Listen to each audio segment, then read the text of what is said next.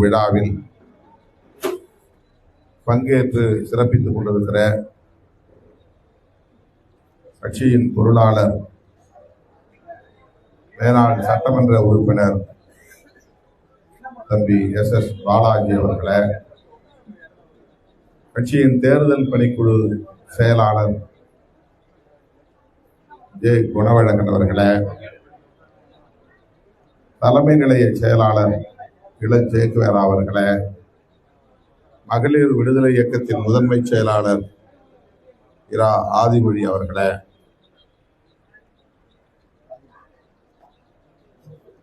சோழிங்கநல்லூர்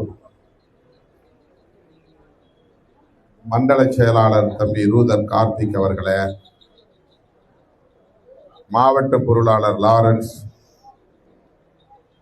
இரா தாமு, மோ பாளையம், சிரஞ்சீவி, கலைவேந்தன், அப்பாஸ் அலி, விடுதலை விமல், விடுதலை ராஜ், மீனவன், செம்மை சங்கர், விமல் வளவன், கதிர், இரா லா உலகநாதன் ஆகிய முன்னணி பொறுப்பாளர்களே, சுமா விநாயகம் அவர்களே, சண்முகம், சபரி, மணி, சக்திவேல், மார்க்கெட், சேகர், தினகரன், டூயட் ராஜா, சிறுத்தை முருகன், திருமாமுருகன், விஜி வளவன் உள்ளிட்ட தொகுதி மாவட்ட பொறுப்பாளர்களே, இன்றைக்கு விடுதலை சிறுத்தைகள் கட்சியிலே தங்களை இணைத்துக் கொள்ள முன்வந்திருக்கிற பல்வேறு கட்சிகளை சார்ந்த தோழர்கள், இரா வாசுதேவன் தலைமையில் வருகை தந்திருக்கிற தோழர்களே, எஸ் கார்த்திக் அவர்களே, கே நவீன் அவர்களே, கமல்நாத், பிர்லா, சச்சின் ஆகிய தோழர்களே, சிறுத்தை வி ரஞ்சித் அவர்களின் தலைமையில்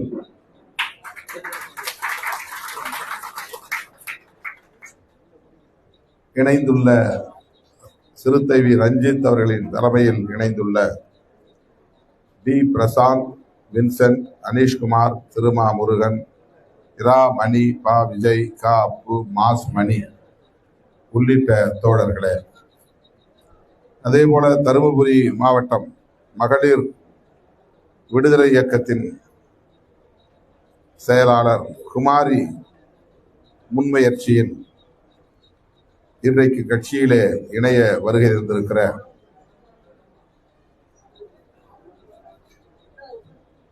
தோழர்கள் சந்திரன், நடராஜன், முனிராஜ், நாகேந்திரன், குணசேகரன் ஆகிய தோழர்களே,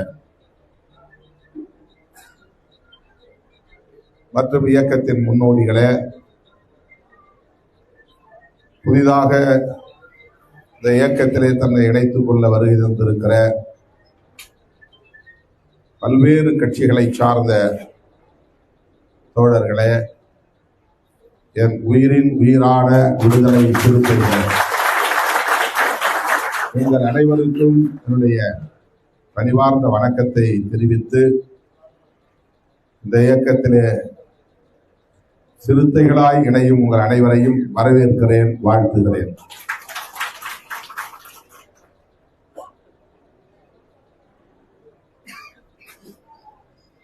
விடுதலை சிறுத்தைகள் கட்சி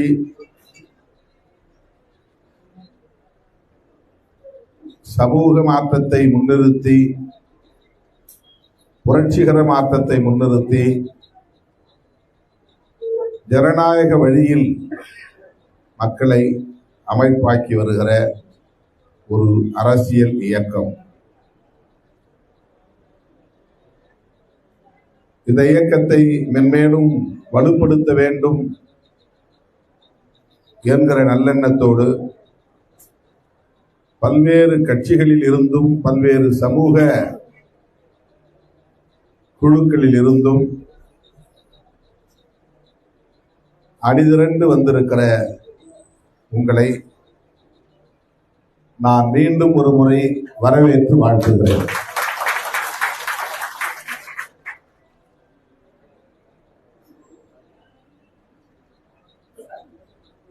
தமிழ்நாட்டில் அண்மையிலே நடைபெற்ற சட்டப்பேரவை பொதுத் தேர்தலின் முடிவுகள்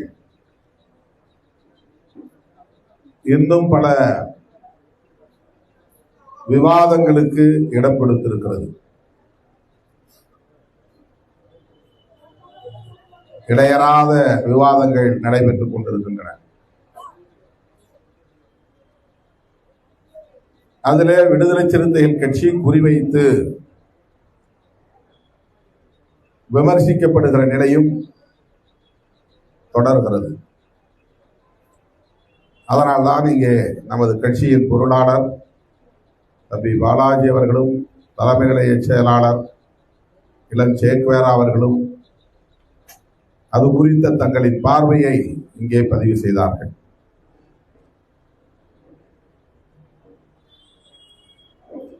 வழக்கமான அரசியல் அணுகுமுறைகளை கடந்து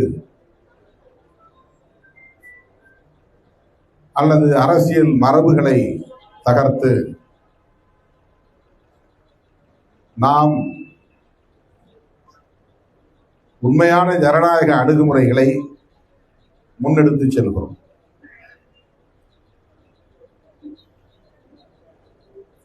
இதை புரிந்து கொள்வதிலே பலருக்கு சிக்கல் இருக்கிறது.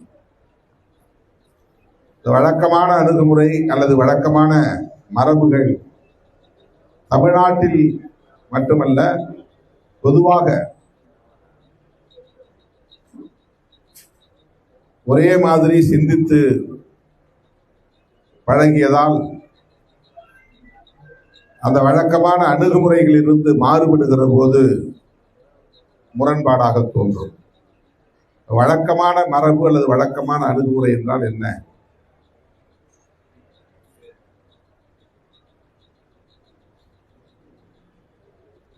தமிழ்நாட்டிலே நீண்ட காலமாக ஒரு அரசியல் கலாச்சாரம் வலுப்பெற்றிருக்கிறது. 2 அணிகள் தேர்தல் நாடாளுமன்ற தேர்தலாக இருந்தாலும் சட்டமன்ற தேர்தலாக இருந்தாலும் அந்த தேர்தல்களை 2 அணிகளாக பிரிந்து எதிர்கொள்வது. 3ஆவதாக ஒரு கட்சி தோன்றினாலும் அல்லது 3ஆவதாக ஒரு அணி தோன்றினாலும் கடந்த சில 10 ஆண்டுகளாக அதற்கு பெரிய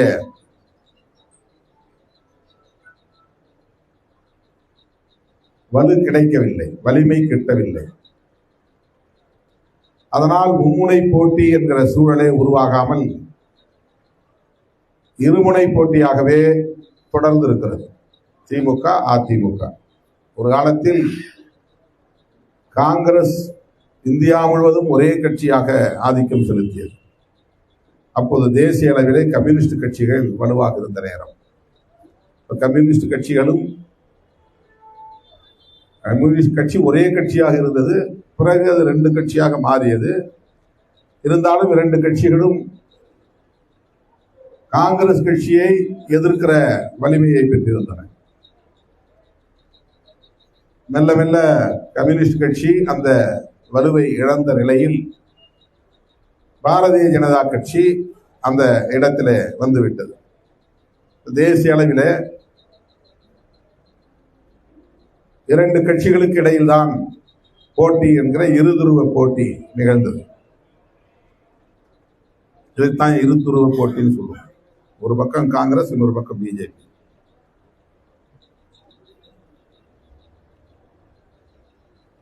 இது உருவாவதற்கு முன்பு, பிஜேபி உருவாவதற்கு முன்பு காங்கிரஸை எதிர்க்க தனி ஒரு கட்சியாக எதுவுமே இல்லை என்பதனால் துண்டு துண்டாக அங்கே சிதறி கிடந்த சில கட்சிகள், மாநில கட்சிகள் ஒன்றாகி ஜனதா என்கிற ஒரு கட்சி உருவாக்க பெற்று ஜனதா தலைமையில ஒரு கூட்டணியும் உருவாகி கூட்டணி ஆட்சி முறைக்கு வழிவகுத்தது டெல்லியில. அப்ப அதுக்கு முன்னாடி வரலும் சோலோ பவர் காங்கிரஸ் தான். எல்லா மாநிலத்திலும் காங்கிரஸ் தான் ஜெயிக்கும், டெல்லியிலும் காங்கிரஸ் தான் ஜெயிக்கும். எதுக்கிறது ஆள் கிடையாது. அதிலிருந்து வெளியே வந்த சிலர் ஒன்று சேர்ந்து ஜனதா என்கிற ஒரு கட்சியை உருவாக்கினார்கள். ஜனதா மட்டுமே எதிர்க்க முடியாததால் மாநில கட்சிகளையும் ரீஜனல் பார்ட்டிஸ் சில கட்சிகள், அதுல திமுகவும் சேர்ந்துச்சு 1977. அதுல சேர்ந்த ஒரு கட்சி தான் ஜனசங்கம்ங்கிற கட்சி. அப்ப பாஜக கிடையாது. இந்த ஜனசங்கம் தான் பின்னால பாஜக என்கிற கட்சியாக மாறுகிறது 77க்கு பிறகு. அந்த கூட்டணி கட்சிகள்லாம் ஒன்னா சேர்ந்து காங்கிரஸை வீழ்த்தியதால் அவர்கள் ஆட்சி அதிகாரத்திற்கு வந்ததும் சுழற்சி முறையிலே பிரதமர் பதவி, எல்லா கட்சிகளுக்கும் அமைச்சரவையிலே பங்கு என்கிற ஒரு சூழல் உருவானது. பல கட்சிகள் ஒன்று சேர்ந்து. ஆனால் அது பிற்காலத்திலே திரும்பவும் சிதறி பல கட்சிகள் மாநில கட்சிகளாக போய்விட்டன. அதற்கு பிறகு நிறைய மாநில கட்சிகள் வலிமை பெற தொடங்கிவிட்டன. இப்ப இந்தியாவில் காங்கிரஸா பிஜேபியா இருதுருவ அரசியல். அதுவும் இருக்கக்கூடாது. ஒரே கட்சி, ஒரே தேர்தல், ஒரே ஆட்சி. அதுதான் இன்னைக்கு பிஜேபியுடைய கனவு. காங்கிரஸ் இல்லாத பாரதம், கம்யூனிஸ்டுகள் இல்லாத பாரதம் அப்படின்னு அவங்க ஒரு முழக்கமே வச்சிருக்கிறாங்க. அவங்க ஒழிச்சு கட்டணும். இப்ப ஒவ்வொரு மாநிலத்திலும் மாநில கட்சிகளை காங்கிரஸ் ஒழிக்கிறதுக்காக ஊக்கப்படுத்துவாங்க.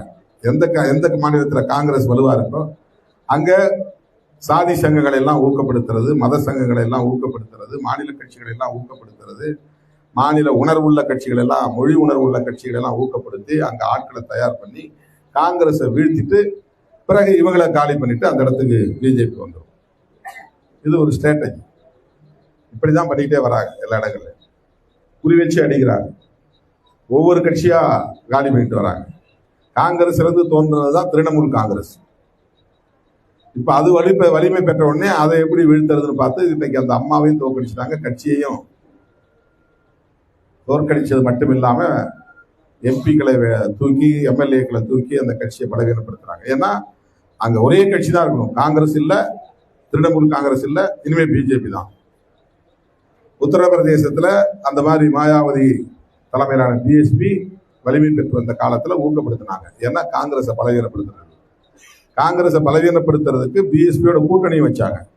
ஆட்சி அதிகாரத்தை பகிர்ந்துக்கிட்டாங்க, ஊக்கப்படுத்தினாங்க, ஒரு லெவல் வரலும் கொண்டு போனாங்க. அதுக்கு பிறகு வட்டம் தட்டி முலாயம் சிங் யாதவ் கட்சியையும் இன்னைக்கு பலவீனப்படுத்தி அங்க உத்தரப்பிரதேசத்துல யோகி ஆதித்யநாத் ஆட்சி வந்துருச்சு. தொடர்ந்து ஜெயிச்சுட்டு இருக்கிறாங்க. இப்போ அகிலேஷ் யாதவ், மாயாவதி இவங்கெல்லாம் ஒன்று சேர்ந்தா கூட பிஜேபியை வீழ்த்த முடியுமான்னு தெரியல. அந்த அளவுக்கு அங்கே மாறி. பீகார்ல நிதிஷ்குமார் அவரோட சேர்ந்து அவரை ஊக்கப்படுத்தி அவரையே இப்ப காலி பண்ணி அவர் ராஜ்யசபா எம்பி ஆக்கிட்டு அங்க பிஜேபி ஓங்கிடுச்சு. மகாராஷ்டிராவில் சரத்பவார் கட்சி, அது காங்கிரஸ் இருந்து உருவான கட்சி தான். காங்கிரஸை பலவீனப்படுத்துறது எல்லாமே காங்கிரஸ் இருந்து உருவான மாநில கட்சிகள் தான். எந்த மாநிலத்தில் பார்த்தாலும் அங்க காங்கிரஸுக்கு எதிராக காங்கிரஸ்ல இருந்தே உருவான கட்சி தான் நிற்கும். மகாராஷ்டிராவில் எடுத்துக்கிட்டா சரத்பவார், வெஸ்ட் பெங்கால எடுத்துக்கிட்டா மம்தா பானர்ஜி. ஆனா தமிழ்நாட்டில் மட்டும்தான் திராவிட கட்சி வந்துச்சு. 67 காங்கிரஸை வீழ்த்தினவுடனே திமுக வந்துச்சு. திமுகவை பலவீனப்படுத்துறதுக்காக அதிமுகவை ஊக்கப்படுத்தினாங்க. அதிமுகவுக்கு பிறகு நமக்கு வரலாறு தெரியும். இப்ப தமிழ்நாட்டை பொறுத்தவரையில 2 திராவிட கட்சிகளையும் வீழ்த்தணும். அதுல முதல்ல ஒன்ன காலி பண்ணணும், இன்னொன்னு தனிமைப்படுத்தணும். ஒன்ன காலி பண்ணணும், இன்னொன்னு தனிமைப்படுத்தணும். அதை ரொம்ப லேட்டா பண்ணிக்கலாம். அப்ப இங்க இருக்கிற மாநில கட்சியில வீழ்த்திட்டா யாரை வச்சு வேணாலும் வீழ்த்தலாம். வீழ்த்திட்டா அதன் பிறகு அவங்க கை ஓங்கிரும் அப்படிங்கறத அவங்க கணக்கு, கால்குலேஷன். இங்க நம்ம மாநில உரிமைகளை பேசினாலும் ஊக்கப்படுத்துவாங்க, மொழி உணர்வை பேசினாலும் ஊக்கப்படுத்துவாங்க, இன்டைரக்டாவும் பண்ணுவாங்க, டைரக்டாவும் பண்ணுவாங்க. சாதி சங்கங்கள் எல்லாம் குட்டி குட்டி சாதி சங்கம், நாளைக்கே நீ ஒரு சாதி சங்கத்தை தோற்றுவித்து அமித்ஷா கூப்பிட்டா வந்துருவார். உங்களுக்கு ஒரு 100 பேரை வச்சு எங்க சாதி சங்கத்தை கூட்டம் நடத்துறேன், அமித்ஷா தான் வரணும்னா உடனே வந்துருவார். மோடி வரணுமா கூப்பிட்டீங்கன்னா உடனே மோடி வந்துருவார். ஏன்னா சாதி உணர்வுகள் எல்லாம் தூண்டி விட்டு எல்லாத்தையும் பிளவுபடுத்தணும், மத உணர்வுகளை தூண்டி விட்டு பிளவுபடுத்தணும். ஒரு கட்சி மாநில கட்சி வலிமையா இருக்கக்கூடாது, மாநில கட்சிகளை வீழ்த்தணும். இந்த மாதிரி சிதறடிக்கிற வேலையை செய்து ஒரே கட்சி ஒரே ஆட்சி அதை கொண்டுட்டு வரணுங்கிறது தான் அவங்களுடைய நோக்கம். அது ஒரு பக்கம் போயிட்டு தமிழ்நாட்டுக்குள்ள இருதுருவ அரசியல் நீண்ட காலமா இருந்துச்சு. மூன்றாவது முனை போட்டிங்கிறது அப்பப்ப நடந்திருக்கு. திமுகவிலிருந்து அதிமுக உடைஞ்சி காங்கிரஸ் பின்னுக்கு போயிருச்சு. அதிமுக உருவானதுனால காங்கிரஸ் இதுவரையிலும் வரல. அதிமுகவை அன்னைக்கு திமுகவை வீழ்த்துவதற்காக எம்ஜிஆர் அன்னைக்கு ஊக்கப்படுத்திய காங்கிரஸ், அப்ப காங்கிரஸ் தான், அப்ப பிஜேபி ஒரு கட்சி கிடையாது, அப்ப காங்கிரஸ் தான். இப்ப காங்கிரஸ் என்ன பண்ணாங்கன்னா, திமுக அடுத்து ஆட்சி வரக்கூடாது, அவங்கள வீழ்த்தணும் அப்படின்னா அவரை எதிர்த்து நிற்கிற எம்ஜிஆரை ஊக்கப்படுத்தணும் அப்படிங்கிற ஒரு ஸ்ட்ராட்டஜி எடுத்தாங்க. இப்ப அதிமுகவுக்கு அன்னைக்கு ஆதரவு பெரிய அளவில் இருந்தது, தேசிய கட்சியுடைய ஆதரவு. அவர் தொடர்ந்து உயிரோடு இருக்கிறவர் அவர் தான் முதலமைச்சர். அப்பவே திமுகவுக்கு எதிரான வெறுப்பு வலுவாக தொடங்கிவிட்டது. அதன் பிறகு திமுகவில இருந்து மதிமுக உருவாச்சு. மதிமுகவும் திமுகவை எவ்வளவு அடிக்க முடியுமோ அடிச்சாங்க. அந்த வெறுப்பு பெருகிச்சு. அதன் பிறகு அதே காலகட்டத்தில் ராமதாஸ் ஒரு கட்சியை தொடங்கினார். அவருடைய பேச்சு நீங்க கடந்த காலத்தில் எடுத்து பார்த்தீங்கன்னா, வன்னிய சமூகத்தின் முதல் எதிரியே கருணாநிதி அப்படிதான் ஆரம்பிப்பார். திமுகவுக்கு எதிரான வெறுப்பு அரசியல் அப்பவும் தொடங்கிச்சு. தொடர்ச்சியா அதுக்கடுத்து விஜயகாந்த், அதுக்கப்புறம் நாம் தமிழர், அதுக்கடுத்து விஜய் அப்படின்னு வந்து அந்த தொடர் தாக்குதல்களால் இன்னைக்கு இந்த மாற்றம் நிகழ்ந்தது. அரசியல் திராவிட கட்சிகளை வீழ்த்தக்கூடிய ஒரு மாற்றம் நிகழ்ந்தது. ரெண்டு கட்சி வலுவா இருக்கிறதுனால ரெண்டு பேருமே மாறி மாறி வர்றதுனால எந்த தேசிய கட்சி இங்க வந்து பாடாப்பட்டு பாக்குறாங்க முடியல, படாத பாடுபட்டு பாக்குறாங்க முடியல, பகீரத முயற்சி பண்ணி பாக்குறாங்க முடியல. காங்கிரஸாலையும் மேல வர முடியல, பிஜேபியாலும் மேல வர முடியல. ஏன்னா இங்க இருதுருவ அரசியல் தான். அந்த இருதுருவ அரசியல்ல மூன்றாவதா எந்த கட்சி உருவானாலும் அவங்களால 8% மேல போக முடியல, அல்லது 10%, அவ்வளவுதான். ராமதாஸ் அவர்களும் 8% போனாரு, வைகோ அவர்களும் 8% போனாரு, விஜயகாந்த் அவர்கள் 10% போனாரு, நாம் தமிழர் கட்சி 8% போச்சு. அதுக்கப்புறம் அவங்களால போக முடியல. இப்ப விஜய் 30% வந்துட்டார், 25% மேல. இது வலுவான ஒரு மூன்றாவது சக்தியாக களம் கண்டதனால் ரெண்டு திராவிட கட்சிகளுக்கு ஒரு பெரிய பின்னடைவு. சரி, மூன்றாவதா ஒரு கட்சி வந்ததனால் ரெண்டு திராவிட கட்சிகளுக்கு மாறி மாறி ஓட்டு போட்டு இருந்தவங்க அங்க இருந்து இங்க இருந்து ஷிஃப்ட் ஆயிட்டாங்க. எல்லா சமுதாயத்திலிருந்து மாறி ஓட்டு போட்டிருக்காங்க. ஆனா சில பேர் திட்டமிட்டு விடுதலை சிறுத்தைகள் இருந்தவங்க தான் எல்லாம் அந்த பக்கம் மாறி ஓட்டு போட்டாங்க அப்படின்னு ஏன் ஒரு தோற்றத்தை உருவாக்குறாங்கன்னா, விடுதலை சிறுத்தைகளுக்கு அரசியல் முக்கியத்துவம் கிடைச்சிடக்கூடாதுன்னு நினைக்கிற காழ்ப்புணர்ச்சி கொண்ட கும்பல் அதை தொடர்ந்து பரப்பி கொண்டிருக்கிறது. திருமாவளவனாலதான் அந்த திமுக கூட்டணி ஜெயிச்சதுன்னு ஒரு நேரேஷன் இருந்துச்சு. தொடர் வெற்றி கிடைச்சிட்டே வந்துச்சு 3 முறை. அதுக்கெல்லாம் 2016க்கு பிறகு திமுக 2019 நாடாளுமன்ற தேர்தல், 2021 சட்டமன்ற தேர்தல், 2024 நாடாளுமன்ற தேர்தல், இடையிலே வந்த உள்ளாட்சி தேர்தல், இதுல தொடர் வெற்றி சந்தித்த நிலையில் பொதுமக்கள் மத்தியில ஒரு கருத்துருவாக்கம் எழுந்தது. என்னன்னா, விடுதலை சிறுத்தைகள், தலித் மக்கள் இந்த அணியை வெகுவாக ஆதரிக்கிறார்கள், அதனால இந்த வெற்றி. இதை உடைக்கணுங்கிறதுக்காகவே இதெல்லாம் அந்த பக்கம் போயிருச்சு. திருமாவளவன் இருந்த ஓட்டெல்லாம் அந்த பக்கம் போயிருச்சு. அதனாலதான் திமுக கூட்டணி தோன்றது அப்படின்னு ஒரு தவறான கருத்தை திட்டமிட்டு பரப்புகிறார்கள். ஒரு தொகுதியில வந்து விசிக இருந்ததுனால 400க்கு 350 ஓட்டு விழுந்த காலம் இருந்தது. அந்த 350 என்பது இப்ப 250 ஆயிருக்கலாம். ஆனா எஸ்சி அல்லாத தொகுதியில, எஸ்சி அல்லாத மக்கள் வாழக்கூடிய வாக்கு வங்கிகள்ல 400 ஓட்டு இருக்குன்னா 100 ஓட்டு தான் வாங்கினாங்க. அவங்களுக்கு இப்ப அது வந்து 30 ஓட்டா குறைஞ்சு போச்சு, அல்லது 20 ஓட்டா குறைஞ்சு போச்சு. அதை யாரும் பேசுறது இல்லை. 0 கூட இருக்கு. இப்ப ஸ்ரீரங்கத்துல வந்து ஒரு பூத்துல வெறும் 5 ஓட்டு தான் டிஎம்கே வேட்பாளர் கிடைச்சிருக்கு. அது எஸ்சி பூத்தே கிடையாது. அப்ப இதுக்கு முன்னாடி அந்த பூத்துல திமுகவுக்கு எவ்வளவு ஓட்டு கிடைச்சது, ஏன் இப்ப 5 ஓட்டு கிடைச்சது? அவங்க எல்லாம் யாருக்கு ஓட்டு போட்டாங்க? என்ன நேரேஷன், என்ன ஒரு என்ன ஒரு தோற்றத்தை உருவாக்குறாங்கன்னா, விடுதலை சிறுத்தைகள் அங்க வர்றது, இங்க இருந்து இந்த அணி தோற்று போனதற்கு விடுதலை சிறுத்தைகளுக்கு வாக்களித்தவர்கள்லாம் மாறி அங்க ஓட்டு போட்டாங்க. அதாவது எஸ்சி மக்கள்லாம் சினிமா மோகத்துக்கு ஆளாகி ஓட்டு போட்டாங்க இது ஒரு தோற்றம். இந்த மக்கள் வந்து அரசியல்படுத்தப்படாதவர்கள்ங்கிற மாதிரியும், ஒரு காலத்துல என்ன பண்ணாங்க, ஓட்டுக்கு காசு வாங்கிட்டு போட்டாங்கன்னாங்க. இப்ப டிவிக்கே ஓட்டுக்கு காசே கொடுக்கல, அவங்க ஜெயிச்சுட்டாங்க.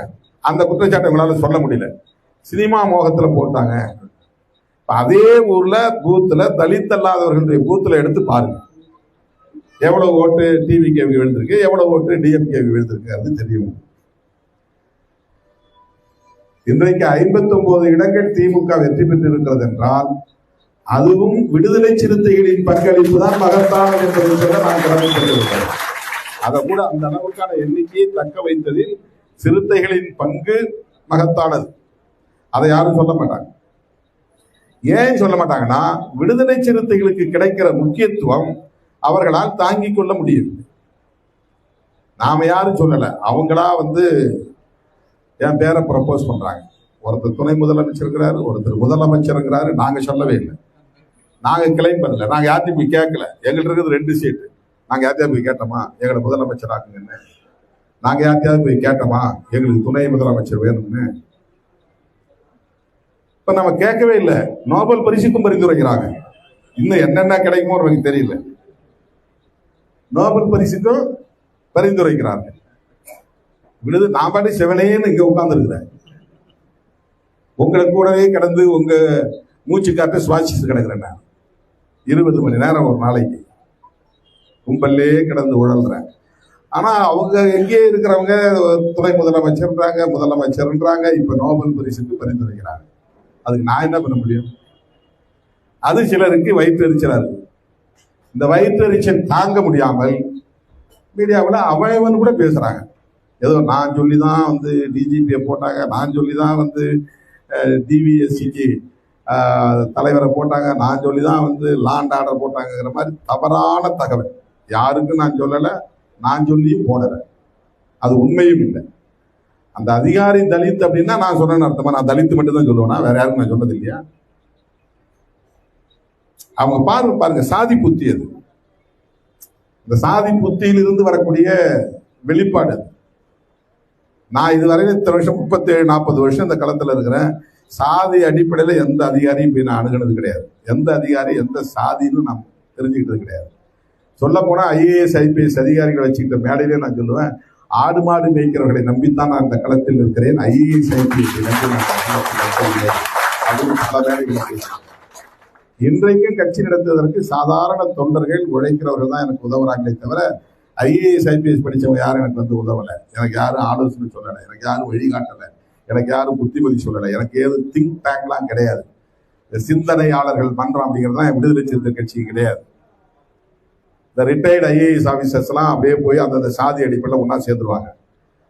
மருத்துவர் ராமதாஸ் வந்து ஒரு கட்சி நடத்துறாருன்னா அந்த சமூகத்தில் இருக்கிற ரிட்டையர்டு IAS ஆஃபீஸர்லாம் அவருக்கு பின்னால் இருப்பாங்க. அவருக்கு பட்ஜெட் எழுதி கொடுப்பாங்க, அவருக்கு அறிக்கை எழுதி கொடுப்பாங்க, அவருக்கு ஆலோசனை கொடுப்பாங்க. இது மாதிரிலாம் என் பின்னால யாராவது ஒரு IAS அதிகாரி வந்து பார்த்துருக்கீங்களா? நான் அனுதான் அவங்கள தேடி போனது கிடையாது, அவங்களும் என்னை தேடி வந்தது கிடையாது. அப்படி அவங்களை நம்பி நாம் இருந்தது இல்லை. யார்கிட்டையும் நான் போய் ஆலோசனை கேட்டதும் இல்லை. கேட்டதுன்னா என்னன்னா, எனக்கு அது தேவைப்படலை. அப்படிலாம் எனக்கு எந்த ஆம்பிஷனும் பெருசா கிடையாது. நான் ஜனங்களுக்காக கிடக்கிறேன். ஜனங்களுடைய டிமாண்ட் என்னவோ அதுக்காக நான் போராடுறேன், அவ்வளவுதான். பெரிய கால்குலேஷன் கிடையாது எனக்கு. பெரிய கணக்கு, தொலைநோக்கு திட்டம், அப்படி ஆகணும் இப்படி ஆகணும் அப்படின்னா எதுவும் கிடையாது. ஏன்னா பல பேர் கேட்டாங்க, ஏன் நீங்க முதல்வராக ஆசைப்படலையான்னு. 20 வருஷமா 25 வருஷத்துக்கு முன்னாடியே ஆனந்த விடல ஒரு பேட்டி, எனக்கு முதலமைச்சர் கனவு உண்டு அப்படின்னு ஒரு பேட்டி எடுத்து போட்டாங்க. அதை கேட்டாங்க. இது நீண்ட காலமா விவாதிக்கப்பட்டு வருகிற ஒரு செய்தி. நான் எல்லாருமே சொல்றது என்னன்னா, மக்களா பார்த்து திருமாவளவனுக்கு இந்த தகுதி இருக்கிறது என்று தீர்மானிக்கிற காலம் வரும். அதுவரையில் உழைப்பது மட்டும்தான் என் வேலை, பாடுபடுவது மட்டும்தான் என் வேலை. நானே என்னை வந்து ஒரு பிராண்ட் பண்ணிக்க மாட்டேன். ஆளை பிடிச்சி எனக்கு ஏதாவது இந்த பிராண்டிங் ஸ்ட்ராட்டஜி கொடுங்க, எனக்கு வந்து எப்படி பிரச்சாரம் பண்ணணும், எப்படி பேசணும், எனக்கு ஏதாவது எழுதி கொடுங்க அப்படின்லாம் இல்லை. இப்போ பாருங்க, சும்மா அப்படியே தூக்கு கழகத்தில் உட்காந்துருந்தேன், டக்குனு எழுச்சி வந்து பேசுறேன். என்ன பேசுறது எனக்கு தெரியாது, அவங்க பேசுறதை வச்சு பேசுறேன். ப்ரிப்பேர் பண்ணிட்டு நான் வரல. ஆக விடுதலை சிறுத்தைகள் கட்சி குறிவைக்கப்படுவது, திருமாவளவன் குறிவைக்கப்படுவது ஒரு உள்நோக்கம் கொண்ட செயல். தமிழக அரசியலில் இவர்கள் தொடர்ந்து பேசுவிடு பொருளாக இருக்கிறார்கள் அல்லது தீர்மானிக்கிற சக்தியாக இருக்கிறார்கள்.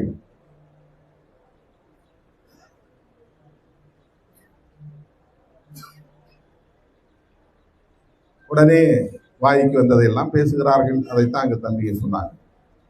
தோழர்களே, கேள்வி கேட்கிறவங்க ஒருத்தர் பார்த்து எனக்கு கேட்கிறாரு, நீங்க RSS பெற்ற பிள்ளைன்னு விஜய் அவர்களை விமர்சிச்சிக்கல, அப்புறம் எப்படி அவரோட போய் நீங்க கூட்டணி சேர்ந்தீங்கன்னு கேட்கிறாங்க.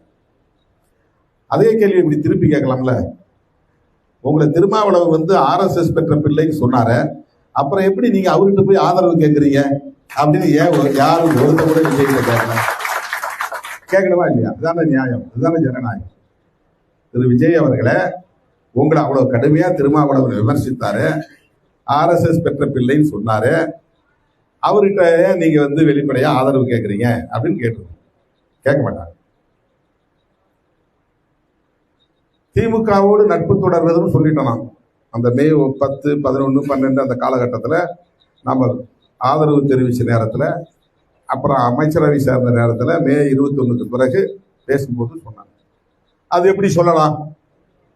நான் கேட்கிறேன், திமுகவை தீய சக்தின்னு சொன்னவர் எப்படி முன்னாள் முதலமைச்சர் வீட்டுக்கு போகலாம்? யாராவது கேட்டீங்களா? தீய சக்தின்னு சொன்னாரா இல்லையா? அப்போ அண்ணன் ஸ்டாலின் அவர்கள்ட்ட நீங்க கேட்கணும், என்னங்க உங்களை தீய சக்தின்னு சொன்னாரு, அவரை ஏன் நீங்க போய் வரவேற்கிறீங்கன்னு கேள்வி கேட்கணும். அல்லது நீங்க தீய சக்தின்னு சொன்னீங்க, அவரை எதிர்த்து தானே உங்களுக்கு மக்கள் ஓட்டு போட்டாங்க, அப்புறம் எந்த அடிப்படையில நீங்க அவர் வீட்டுக்கு போனீங்க, அவரை போய் அவருடைய வாழ்த்துக்களை பெற்றீங்க அப்படின்னு நம்முடைய முதலமைச்சர் விஜய் அவர்களை பார்த்து கேட்கணும். யாராவது கேட்பாங்களா?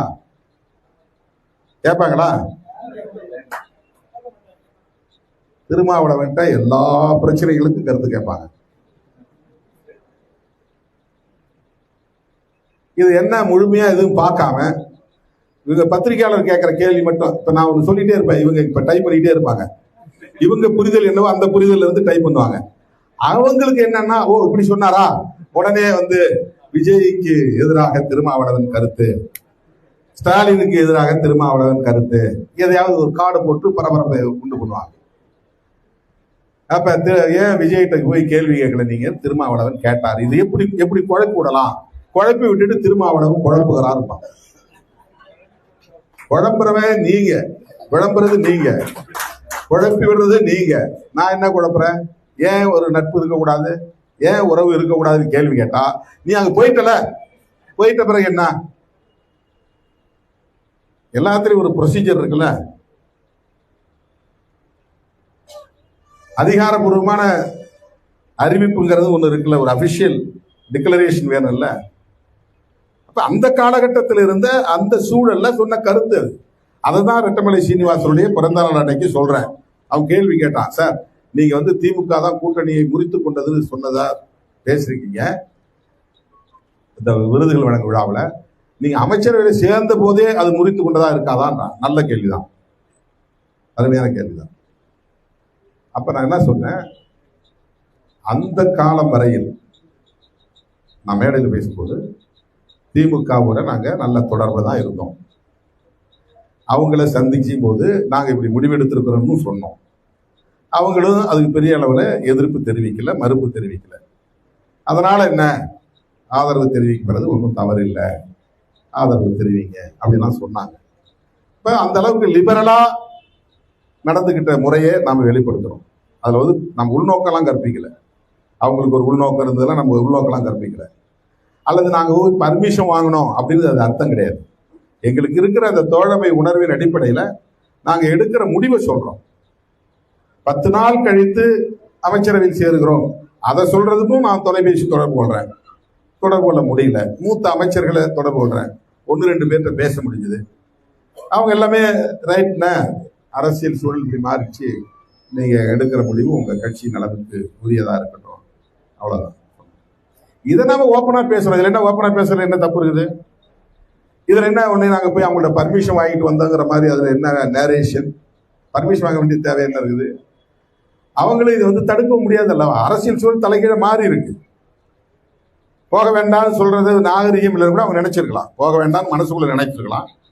ஆனா போறதுன்னு முடிவு பண்ண பிறகு அதை தடுக்க வேண்டாம், அது நாகரிகம் இல்லை அப்படின்னு நினைச்சிருக்கலாம். போகும்போது சொல்லாம போகக்கூடாது, அது நாகரிகம் இல்லை, சொல்லிட்டு நாம போய் ஆதரவு தெரிவிப்போம் அப்படின்னு நாங்க எடுக்கிறோம். இதில் உள்ள நாகரிகமான அணுகுமுறைகளை புரிந்து கொள்ளாமல் நீ தான் இப்படி போயிட்டல, அப்புறம் ஒண்ணு இங்க விசுவாசமா இரு அல்ல அங்க விசுவாசமா இருன்னா, விசுவாசமா இருக்கிறதா இதுல பிரச்சனை? யாருக்கு விசுவாசமா இருக்கணுங்கிறதா பிரச்சனை? இது அரசியல் முடிவுகள் எடுப்பதில் உள்ள அணுகுமுறைகள் தான் இதுல பிரச்சனை. எப்படி நாம இதை அப்ரோச் பண்றோங்கிறதான். பதவி கிடைச்சிருச்சுன்னு பழைய உறவெல்லாம் உதறிட்டு ஓடி ஒட்டிக்க முடியுமான்னு ஒரு கேள்வி எழுப்புறேன். இதுல என்ன தப்பு இருக்குது?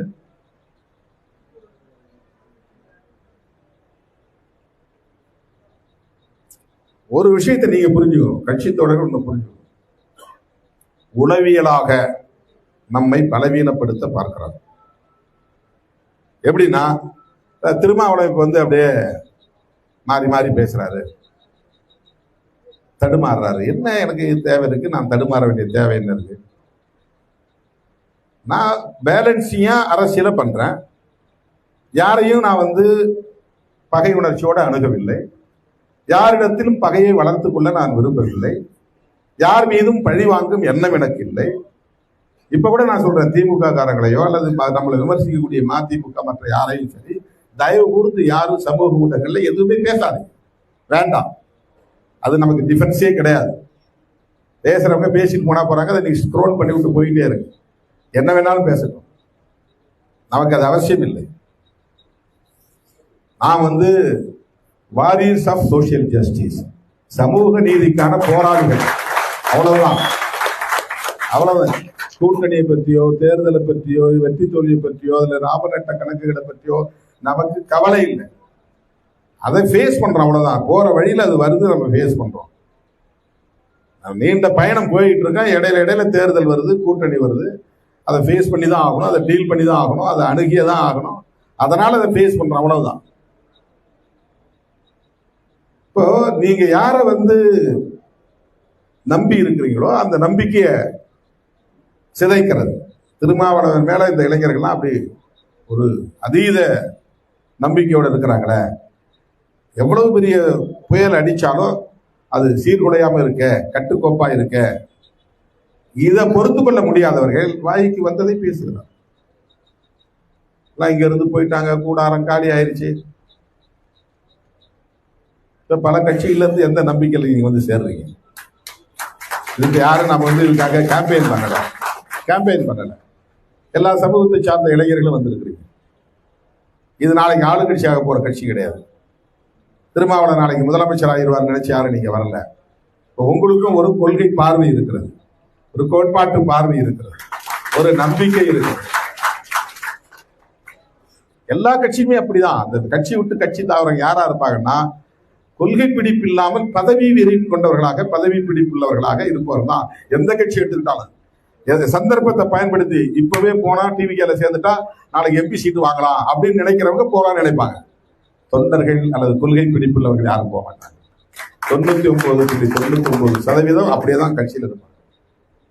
அப்படிதான் எந்த கட்சியா இருந்தாலும். நம்ம கட்சியில் அப்படிதான் இருக்கு. நம்ம ஒரு 25 வருஷம் தேர்தல் அரசியல் வந்துட்டோம். அங்கொன்று இங்க ஒன்றுமா சில பேர் போயிருக்கிறாங்க. அந்த சில பேர் யார் அப்படின்னா, மெயினா எம்எல்ஏ எம்பி ஆகணுங்கிற எண்ணம் உள்ளவங்க தான். அந்த எண்ணம் இல்லாதவர்கள்ட்ட அந்த ஊசலாட்டம் இருக்காது. இது நம்ம கட்சி, நம்ம கொள்கை, நம்ம தலைவர், தேர்தல் இடையிலே வந்து போகிறது, அவ்வளவுதான். அந்த பொறுப்புணர்வோடு இருக்கிறார். தோழர்களே, அந்த பொறுப்புணர்வோடு, அந்த புரிதலோடு விடுதலை சிறுத்தைகளாய் தங்களை இணைத்துக் கொள்ள வந்திருக்கிற உங்கள் அனைவரையும் மகிழ்ச்சியோடு வரவேற்று வாழ்த்து, நம்முடைய இலக்கை நோக்கிய பயணத்தில் நாம் உறுதியாக நிற்போம். நம்மை பற்றி யார் என்ன விமர்சனம் செய்தாலும் அதை பொருட்படுத்தாமல் கடந்து போவோம் என்று சொல்லி வாய்ப்புக்கு நன்றி கூறி முடிக்கிறேன்.